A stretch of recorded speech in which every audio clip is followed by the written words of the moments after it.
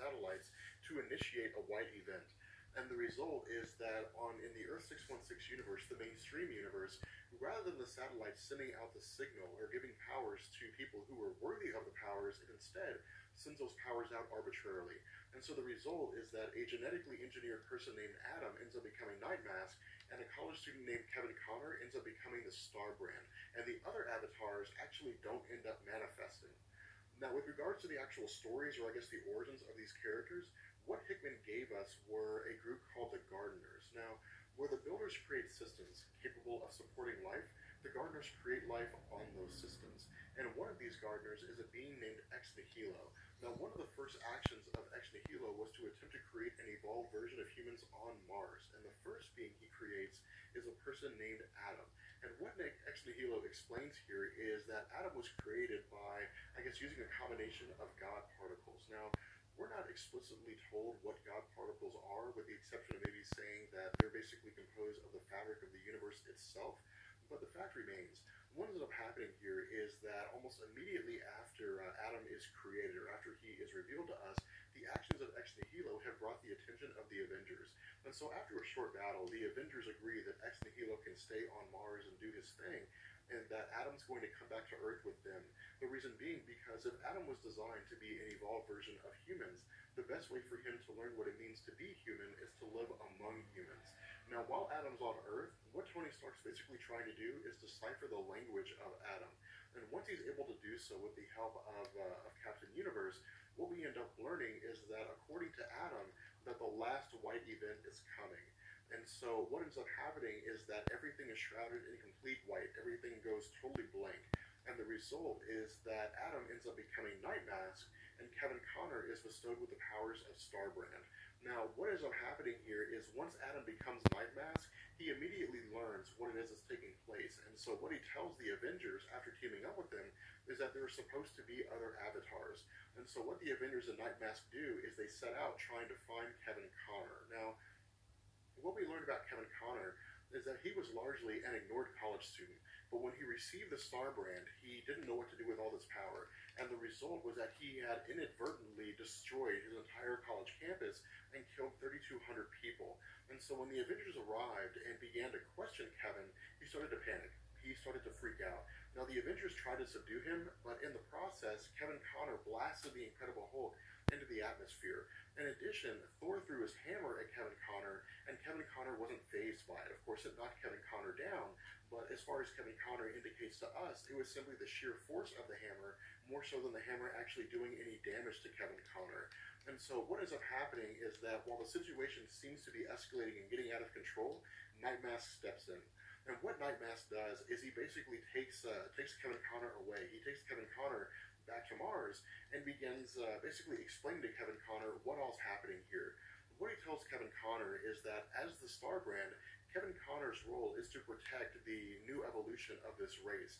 And so Kevin Connor has the power to confront any threat, no matter how powerful that threat is, effectively telling us there's no limit to the amount of power that Kevin Connor has, that Kevin Connor is basically a character who can now warp reality on a cosmic scale.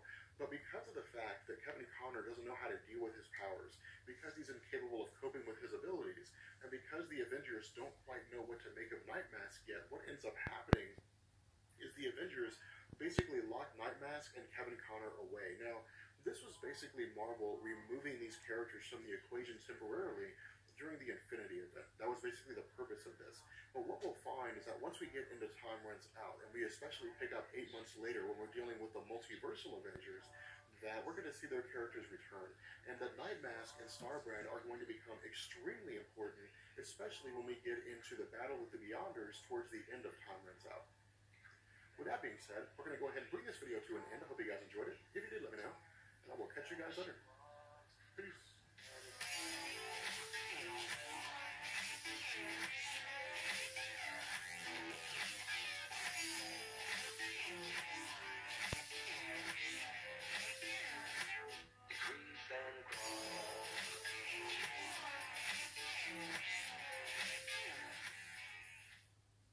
So we're finally here.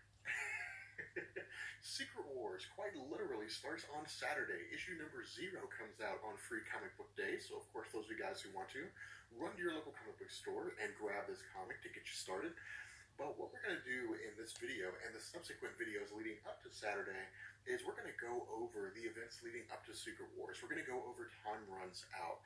Now, the first part of this video is largely going to be for people who are looking for a refresher of sorts, or for the people who just don't really know what's going on, in order to give you guys a solid foundation leading into Secret Wars. And so, in 2013, Jonathan Hickman launched New Avengers with Volume 3, and what he did is he introduced the incursions. Now, when issue number 1 of the New Avengers, what happens is Black Panther sees an Earth in the sky of the main Marvel Earth, which of course, as we referred to in various videos, is referred to as Earth 616. Now, immediately after seeing this, he's met with the hostile actions of a woman named Black Swan and her henchmen.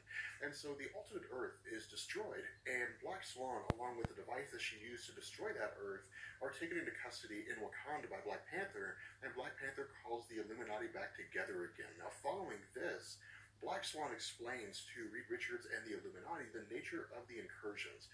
And what she tells us is that while the multiverse came into existence at some previous point in time, it'll also end at some future point in time, or at least it's supposed to. But what's happened is that the time it would normally take for the multiverse to come to an end has sped up.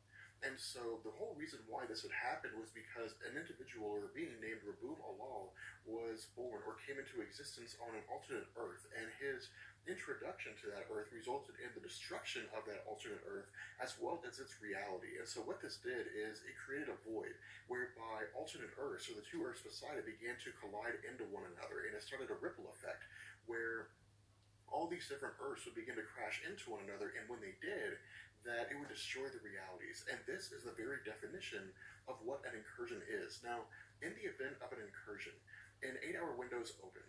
Now, during this 8-hour time frame, one of the Earths has to be destroyed, or they'll smash into each other, and both realities will be destroyed. However, if one of the Earths is destroyed, then the realities will just pass through each other, and no one will be harmed.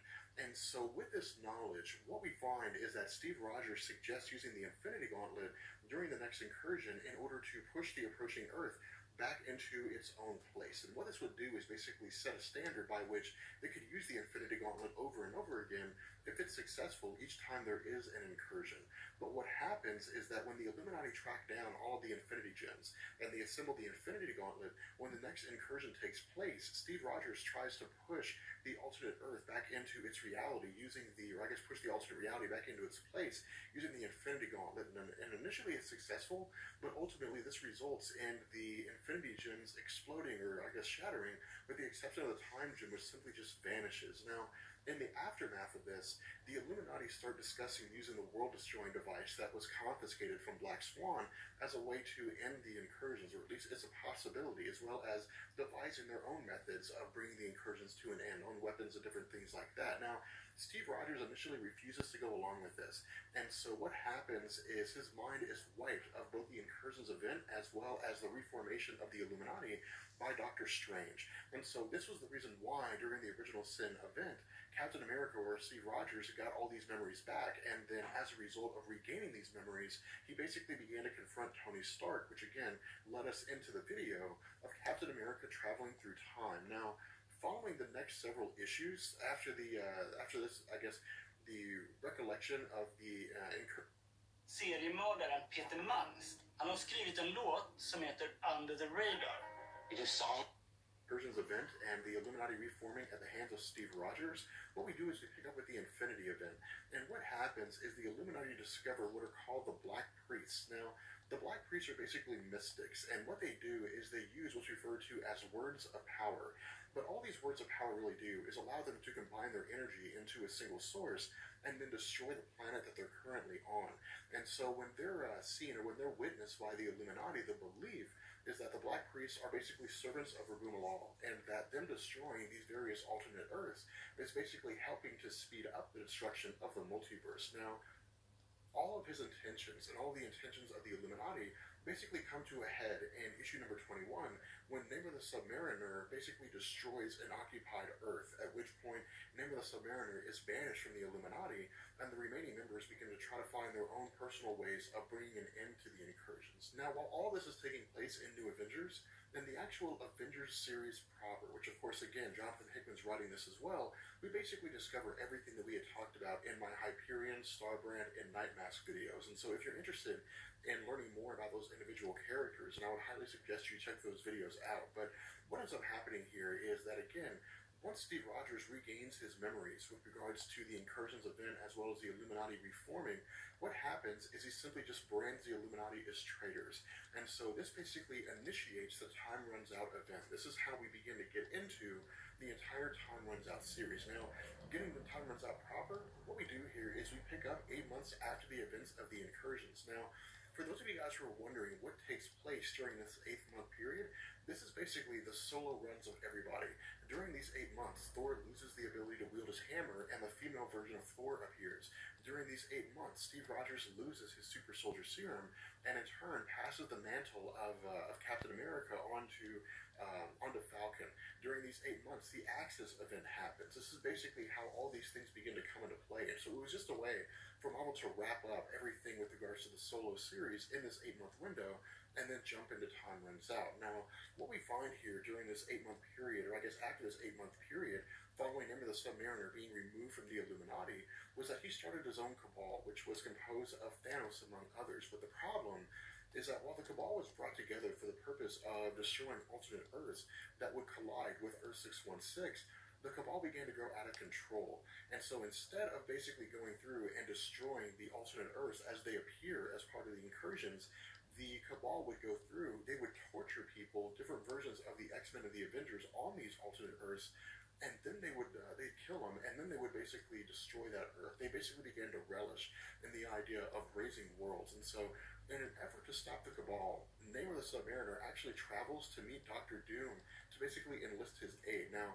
Dr. Doom basically turns down Namor the Submariner here under the auspices that Namor the Submariner should have come to see him first, but instead he didn't. And as a result, he's basically asking Dr. Doom to bail him out. But what we find here is that Dr. Doom actually has a plan of his own, which is the reason why he had turned down Namor the Submariner. That what had happened was during a previous incursion on the planet Earth with regards to the Earth 616 and an alternate reality, that Dr. Doom had captured a piece of this alternate Earth and had used it to basically map the entire Marvel multiverse in order to basically try to find a way to locate the origin source or the origin point of the incursions. And with the help of Molecule Man, what his intention is to basically travel to this origin point and stop the incursions in their entirety, or else figure out what caused the incursions and gain that power for himself. Now, in addition to this, what we also find is that with the world being aware of the incursions, with with Steve Rogers branding the Illuminati traitors, what he does is he places the Avengers under the control of S.H.I.E.L.D. in order to use S.H.I.E.L.D.'s resources to track down and capture the Illuminati. But basically, he's been almost completely unsuccessful so far. The Illuminati have evaded him at every turn. In addition to this, various members of the Avengers have left the team for several reasons. The first reason is because some of them just don't like hunting down their own superheroes, because for them, it feels like a very similar return to the Civil War event, except this time, it's Steve Rogers leading the hunt for superheroes as opposed to Iron Man. But the other reason is because a lot of them feel like Steve Rogers has basically lost sight of what's going on, because again, the incursions are still taking place. And so in response to Steve Rogers trying to hunt down the Illuminati and ignoring the incursions event, what ends up happening is that former X-Man Sunspot starts the Multiversal Avengers. And the purpose of the Multiversal Avengers, which is composed of the Avengers who had defected from Steve Rogers, is to basically go through the entire multiversal landscape and try to find a way to stop the incursions. But the other half of their equation is to try to find this middle ground, try to find a way to bring a truce between Steve Rogers' Avengers, at least what's left, and the Illuminati in order for the groups to work together and try to keep the incursions from happening. With that being said, that's part one. That's what happens in the events leading to Time Runs Out, or I guess it's part of Time Runs Out. And so, in the next video, we'll focus on what happens next. And what we're going to find is that things are going to move relatively fast, but things are going to become infinitely more interesting because it gets wild, especially when we get into the battle with the Beyonders. which is a total calamity for the superheroes. So, with that being said, I hope you guys enjoyed this video. If you did, let me know. And I will catch you guys later. Peace.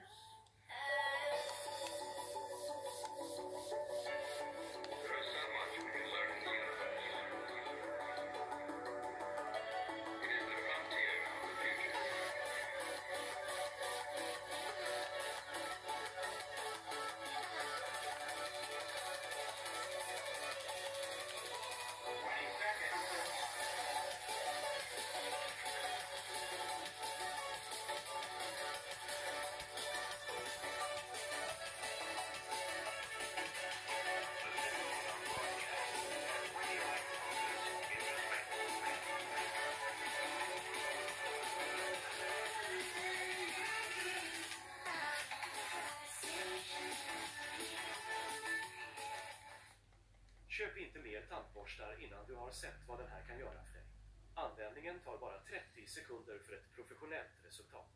Denna uppfinning skakar om tand. What's going on, guys? This is Rob, and we continue now with part 2 of Time Runs Out. Now, in the last video, we spent a lot of time focusing on Steve Rogers. We spent a lot of time talking about Steve Rogers, talking about what it is that he was doing, his pursuit of the Illuminati, as well as talking about Sunspot forming the Multiversal Avengers based on the members of the Avengers that had left Steve Rogers after he began hunting the Illuminati. Now, what Sunspot also did here is he split his own Avengers team into two groups. The first group would travel into the multiverse and try to find a way to stop the collapse of the multiverse. The other group would stay on Earth in order to try to maintain law and order, since Steve Rogers basically wasn't doing that, since he was devoting all his time and resources to tracking down the Illuminati. And so what we do here is we basically pick up with the Illuminati, and what we find is that when multiple members of the Avengers had left Steve Rogers, that one of the individuals who had stayed was Susan Storm. And the idea here was that Susan Storm was avidly against the actions of Reed Richards. She was staunchly against him, basically trying to evade Steve Rogers, or at the very least, presumably destroying worlds. But what we learn is that this is actually a ruse, that in fact Susan Storm has been a spy for the Illuminati inside the team of Steve Rogers ever since her introduction. Now, we don't exactly know when this happened.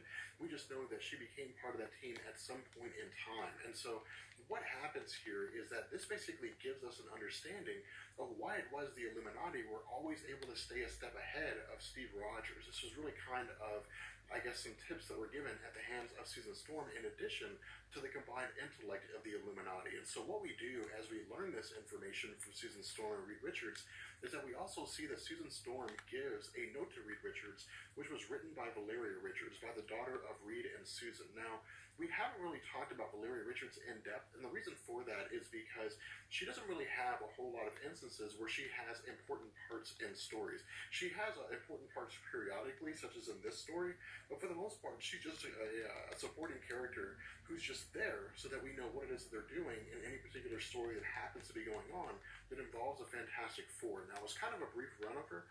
Valeria Richards is a sort of hybrid between Reed Richards and Susan Storm in the sense that she can create force fields like Susan Storm can, but she can't make herself invisible.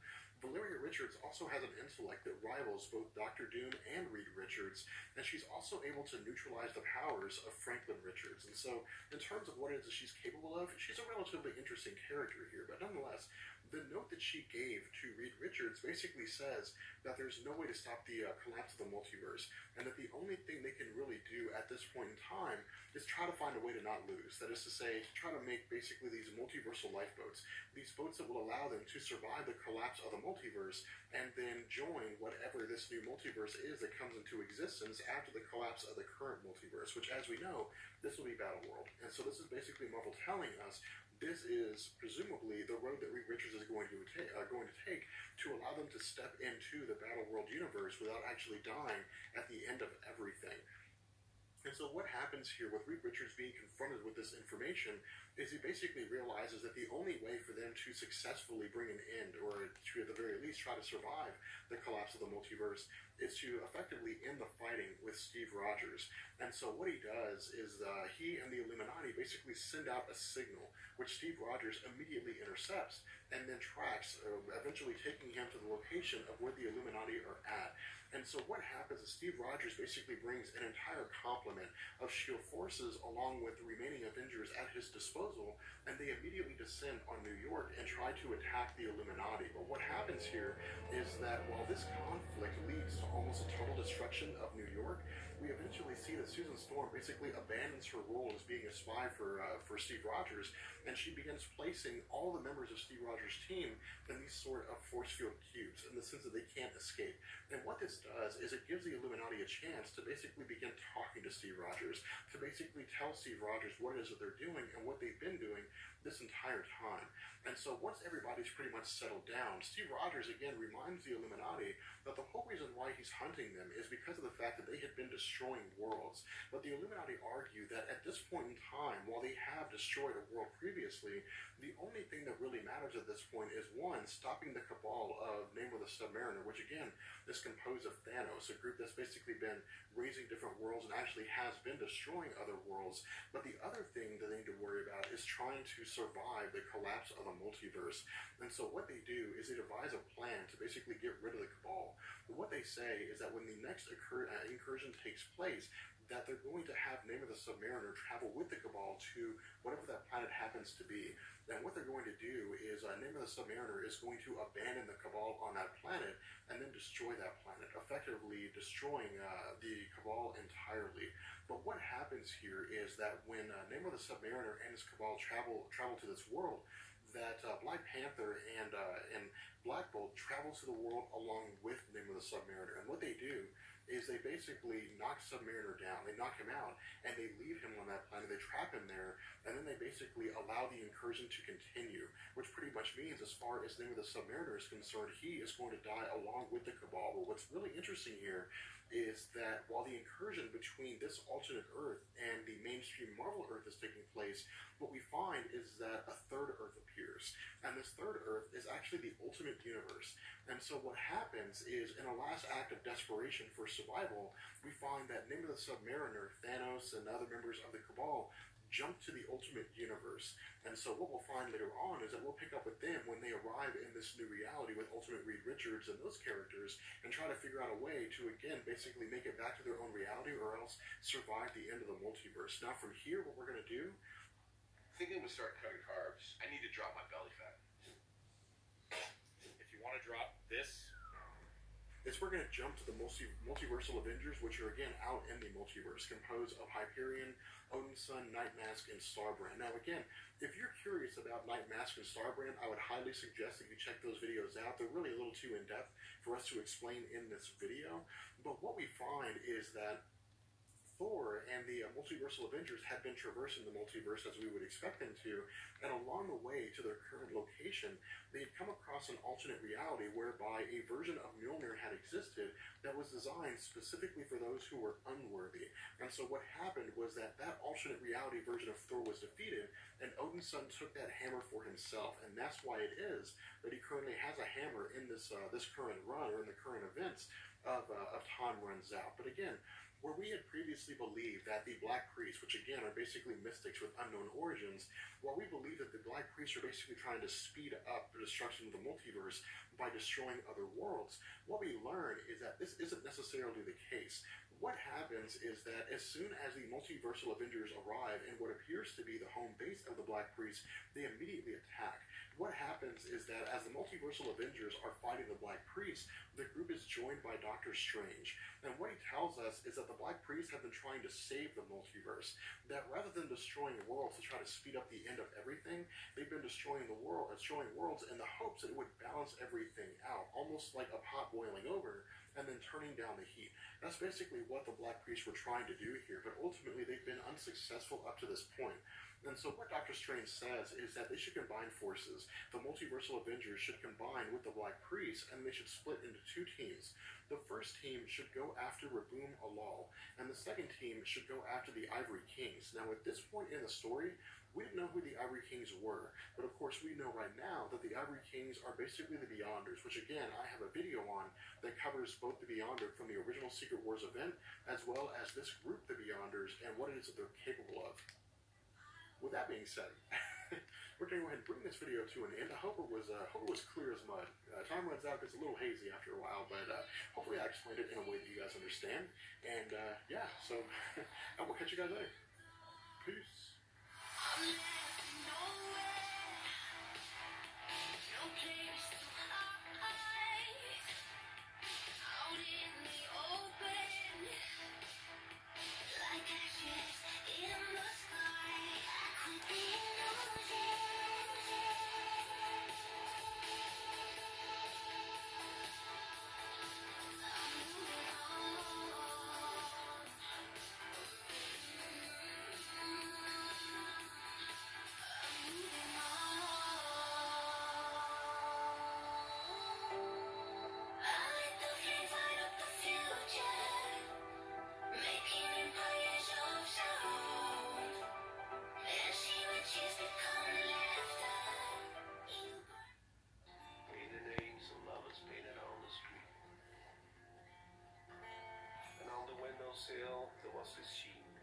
What's going on, guys? This is Rob, and welcome to our final video as part of Time Runs Out. Now, what I'm hoping is that as we progress to this video, that while we're going to find that pretty much everything ends, because of the fact that Marvel has crammed so much stuff into this, I'm hoping that by the time this video is finished, that you'll understand exactly the way everything's coming to an end, the way it is that the universe, or I guess the multiverse, is collapsing. But what I've also done is I've basically organized this video in a way to where I'm hoping that it won't be too oversaturated, that everything will make sense to you guys. And so, if you recall in our last video, we had talked about how Name of the Submariner, Thanos, and the rest of the Cabal have been left to die on an alternate Earth during an incursion with the Ultimate Universe, and that they were actually able to escape that incursion by jumping into the Ultimate Universe, and the planet that was getting ready to crash into the Ultimate Universe was destroyed by the Ultimate version of Reed Richards. And so what we find here is that alongside Reed Richards and Nick Fury from the Ultimate Universe, the Cabal basically feed them these half-truths. They tell them basically what it is that needs to be said in order for the ultimate group to go against the main Earth 616 continuity, when realizing that the final incursion is going to take place between the two, that the Ultimate Universe is going to crash into the main Earth universe, and that unless one of the Earths is destroyed, they're both going to be annihilated entirely. And so what happens is that the Ultimate Universe basically begins to make battle formations. They begin to prepare to attack the main Earth universe. Now, from here what we do is we pick up with the Multiversal Avengers. Now again, we discussed in the last video that with Captain America hunting down the Illuminati and the Illuminati themselves being on the run, there wasn't really anyone focusing on a way to end the incursions or even trying to keep the peace on the planet Earth. And so what Sunspot did is he launched his own Avengers team with the intention of sending half the team into the multiverse to try to find a way to stop the incursions, and the other half staying on Earth as a way to keep the peace. And so what we also discussed here was that when the group that was sent into the multiverse came across Doctor Strange, that they combined forces and they split into two groups. The first group was led by Doctor Strange, and they were designed to basically try to find a way to track down the Rumalal, the person who was presumably responsible for the death, or I guess the death of a universe that started the whole chain reaction that led to the incursions in the first place. And the second group would basically go and try to find a way to end the incursions proper, which of course this group was led by Odin's son. And so what we find here is that when Thor Odinson and his group eventually come across the Beyonders themselves, that while there's a little bit of a discussion here, that Thor Odinson and his group basically attack the Beyonders. And when they do, the Beyonders eradicate Thor Odinson's group entirely. They kill Hyperion, they kill Odinson, they kill Starbrand, they kill Nightmask, they kill everyone. Like the entire Multiversal Avengers group is now gone.